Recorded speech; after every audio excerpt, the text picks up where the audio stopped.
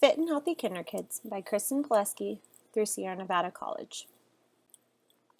I am currently pursuing my master's in education in advanced teaching and leadership, specializing in teaching English as a second language. I have my bachelor's in science in elementary education from the University of Nevada, Las Vegas.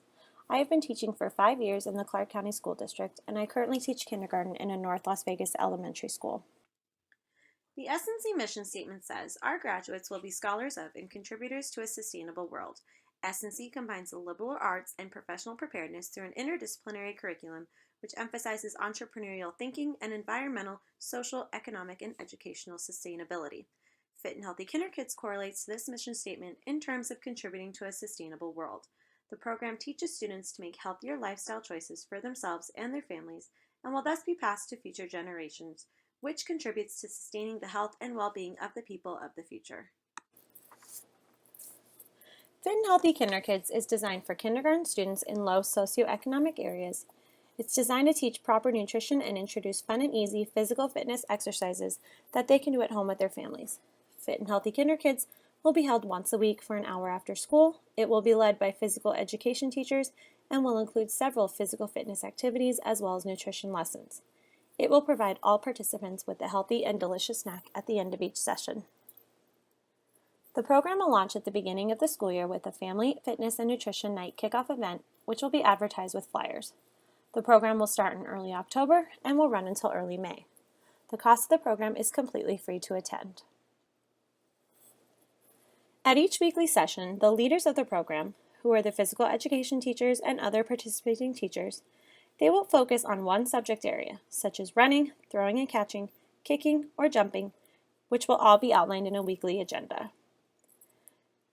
The leaders will also provide the participants with materials required for completing the tasks. For example, playground balls and jump ropes. In order for Fit and Healthy Kinder Kids to be a success, it will track student progress by giving assessments of student abilities, including jumping rope for 1 minute, running around the field in under 5 minutes, and throwing a ball properly. It needs the community partnerships such as the Boys and Girls Club of America, the YMCA, and Walmart.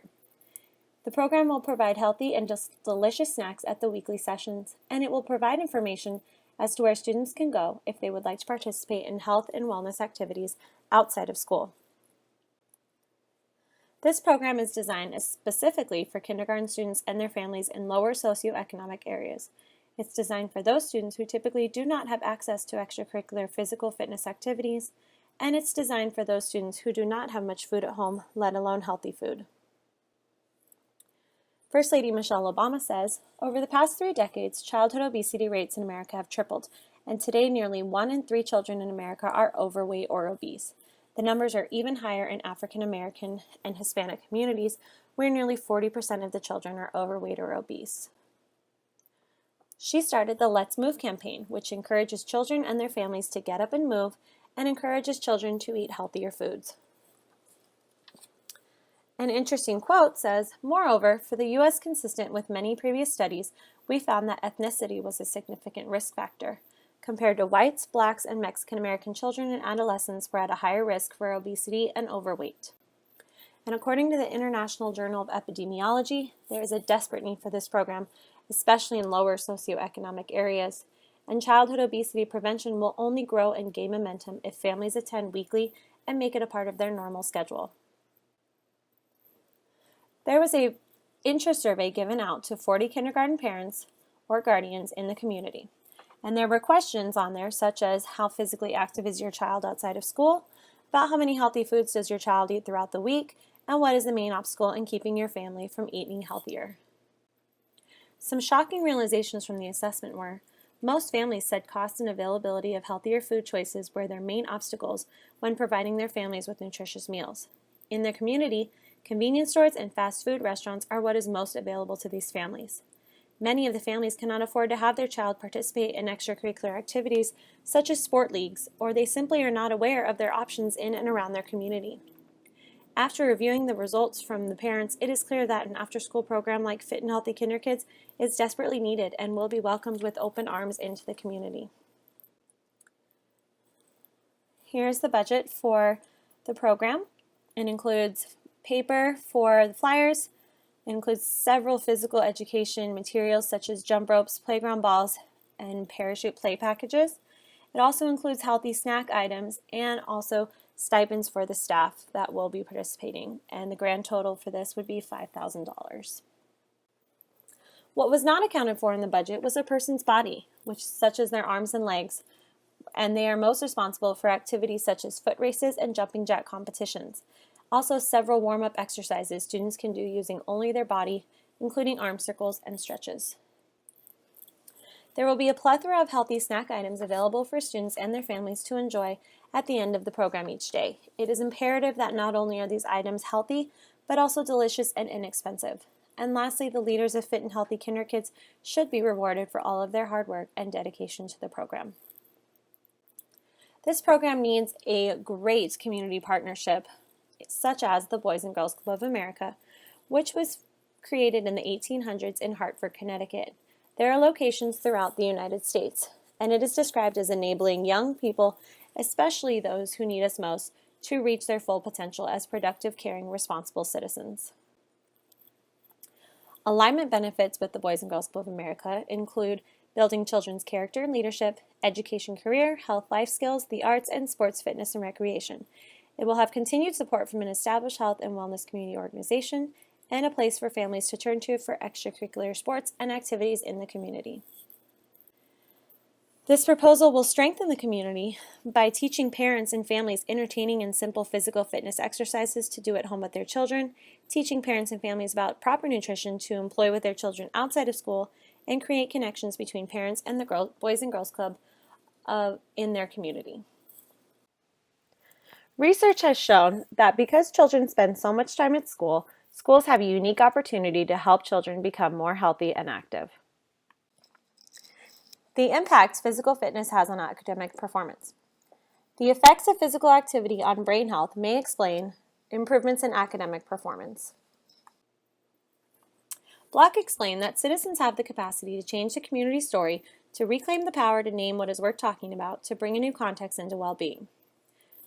With the start of this program, the community will be enlightened, and it will be about the partnership between this established organization, the Boys and Girls Club of America, and the newfound wellness program, Fit and Healthy Kinder Kids. On to what advocacy is. Advocacy is the primary tool that enables, empowers, and encourages citizens to become involved in public life. It is citizens expressing their concerns and maintaining the significance of their voice in the public. It is influencing people or organizations to bring about change, and it is described through the 5 exemplary leadership practices: model the way, inspire a shared vision, challenge the process, enable others to act, and encourage the heart. Model the way. A leader must set a path and model the way of how to act and what to do. A leader is a role model and an example of the right way to act. Inspire a shared vision. A leader must inspire a shared vision, especially when influencing a group of people to join this vision. If citizens have vague expectations about what is expected of them, then they're going to not want to participate. So they need to know what the vision is. Challenge the process. A leader must challenge the process and be a pioneer. Leaders should be experimenting and stepping out into the unknown. Enable others to act. One of the most important leadership practices, enabling others to act, will encourage people to donate their time and money towards a cause and to get involved in something they believe in. Encourage the heart. A leader must encourage the heart and inspire their constituents to carry on and celebrate no matter what. These practices relate to the program in that the leaders will model physical fitness exercises as well as eating nutritious food. The leaders will also inspire the participants to lead healthier lifestyles, and they will challenge the participants to take risks in a safe environment. The leaders will also enable the children and their families to act and become involved. And they must encourage the heart of every child to keep working and pushing through. Because despite the challenges that may arise, the gains made from participating in Fit and Healthy Kinder Kids will have a much greater impact. The proposal addresses these impacts by introducing physical fitness routines and nutritious eating habits to kindergarten students and their families. It also addresses these impacts by improving the health and well-being of the participants, as well as incorporating the program into schools for kindergarten students. A great leader for this program would be Michelle Obama. She is founder of the Let's Move campaign, which inspires children to move their bodies, eat right, and get into shape. Koza Posner mentioned, a relationship characterized by mutual respect and confidence will overcome the greatest adversities and leave a legacy of significance. And Obama has been a positive role model by leading by example, by eating healthy and exercising. Michelle Obama said at the launch of the Let's Move campaign, "The physical and emotional health of an entire generation and the economic health and security of our nation is at stake." So a leader must utilize their leadership traits, skills, and style in order to be successful.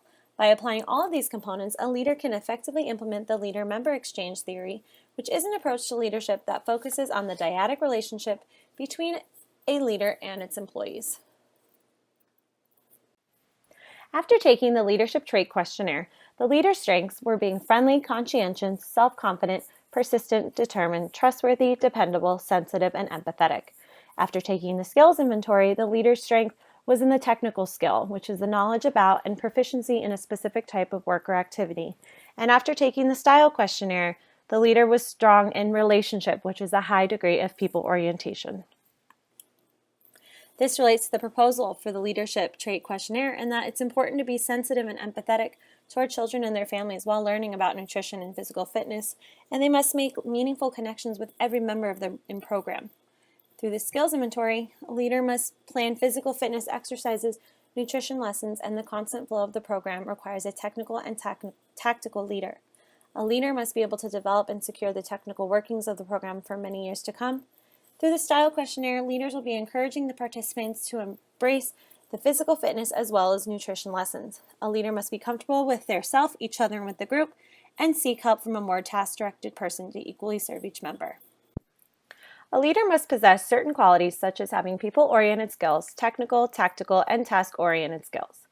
A technical skill behavior in order to get the program up and running, as well as friendliness, empathy, sensitivity, and conscientiousness.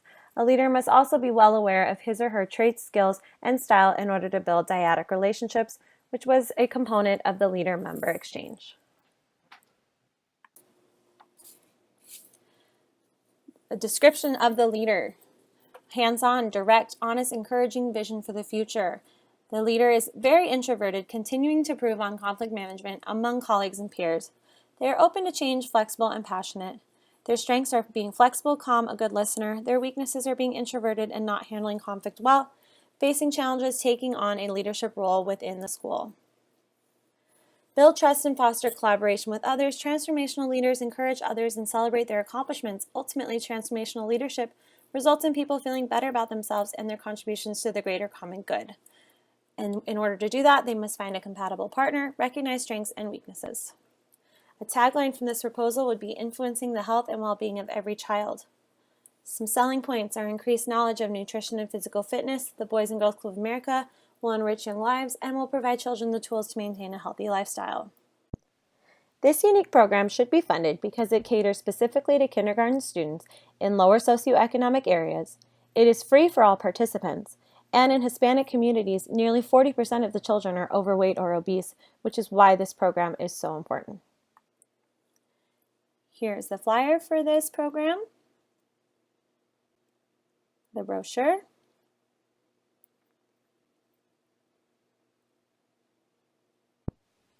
the references, and here's an example of an agenda that could be used at one of the sessions. Here's an example of an assessment that can be used for the participants. And here is the interest survey that was given to the parents of the kindergarten students.